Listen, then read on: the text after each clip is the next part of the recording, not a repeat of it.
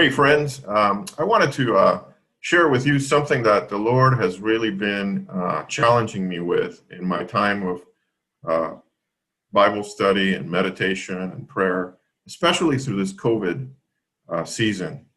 In particular, with we're trying to make some decisions as to what to do next and how to do these next things in a safe and wise way.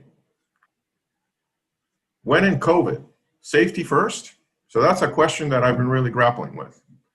Um, I'm an engineer. And so the engineer's way is safety first. Yes, safety, absolutely. Lots of margin. Don't don't take things right to the edge. Leave some margin just in case things go wrong.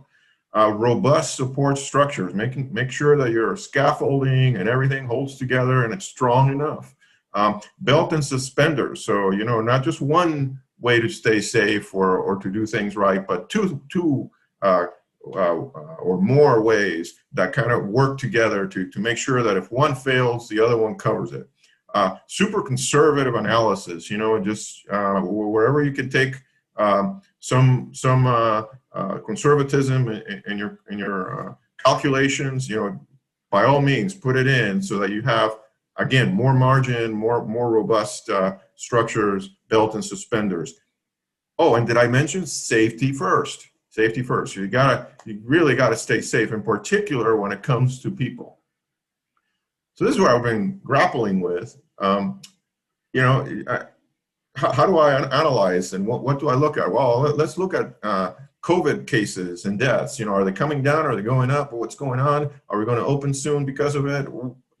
What does it all mean? And then I look over at Europe, and boy, things are really ramping up over there. Even after they did some really hard closures, and yet here their cases are spiking really high, even higher than before, and they were pretty bad before. So what's going on? What's going on? What is it that works? And then I come back, okay, let's go back to the United States, and I look at state data, and we're not doing too hot over here either. And things are ramping up. You really don't want to be in Illinois this week. And so, what does that do for you? And, in terms of what you have to do, how do you get to safety? And let's wear some masks. So, maybe the mask can track your symptoms. And by the way, 6 feet, or maybe it's 6.5 feet, or 10 feet, or 20. I don't know. Just far enough. Please be, social distance. What is it? And then, when do we reopen our economy, our workplaces, our churches? When can we do that? When is it safe? What's the checklist? What are the things we can do to be safe when we do open and to get there? And it gets really confusing. And are we making any progress? And then the World Health Organization tells us, don't shut down. Don't shut down. That's really bad. Poor people are taking it in the teeth. They're really not surviving very well through this. And then the Wall Street Journal comes out with an article and says, hey, these closures they were really the wrong way to go. So what do we do to be safe? What do we do to be safe? So I just want to back up here and ask some questions. What happens when all of our imaginations don't give us peace? What do you do when your best safety measures don't bring you relief, when they don't make things better? So I was asking these questions and many others, staying up all night, and the Lord gave me this psalm, Psalm 91. He who dwells in the shelter of the Most High will abide in the shadow of the Almighty. I will say to the Lord, my refuge and my fortress, my God, in whom I trust. For he will deliver you from the snare of the fowler and from the deadly pestilence. And boy, when I came to that phrase, I stood up and paid attention, because that's where we're at right now. We're in the middle of a deadly pestilence. And what happens here? He will cover you with his pinions, and under his wings you will find refuge. His faithfulness is a shield and a buckler.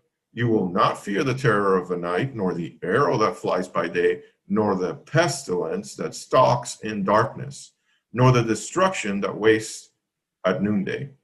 1,000 may fall at your side, 10,000 at your right hand, but it will not come near you. You will only look with your eyes and see the recompense of the wicked, because you have made the Lord your dwelling place, the Most High, who is my refuge. No evil shall be allowed to befall you. No plague will come near your tent. Wow. Maybe I've been looking for safety and for solutions and for analysis and for understanding in all the wrong places. Now, don't get me wrong, we still have to do the wise thing. We still have to, be sane and safe, as they say on the 4th of July. We don't go off jumping off buildings and running on the freeway, right? Just because the Lord is our protection. He doesn't want us to do that. But at the same time, where have I been putting the emphasis? Where have I been putting my trust? Where have I been trying to solve the problem? Well, I'm really challenged that it's not as this psalm tells me, and that this psalm is telling me, hey, the Lord is promising to cover you and to protect you. He is promising that no plague will come near your tent, my house. Am I willing to trust him with that? I want to leave you with this word picture, because I think it really depicts where we're at right now. What we're doing doesn't seem to be working. We want to move forward in another direction, and yet it feels like if we take a wrong step, we're going to just fall to our death. And we are in despair over it because we just want to get out of this. We need to get out of this. We need to be with other people. We need to be with our family. We need to go to the nursing home and see grandma and grandpa. And we can't do it. And it's really hurting us. And we want to go to church. And we can't do it. And it's really, really bringing us down. But I want you to think that maybe this is the real picture. Actually, not maybe. This is the real picture. As Psalm 91 said, we are not about to step off a cliff. We are in God's hand, and he bridges the gap. We are in his hand, and he protects us. In fact, this is exactly what Jesus said. I give them eternal life, and they will never perish, and no one will snatch them out of my hand.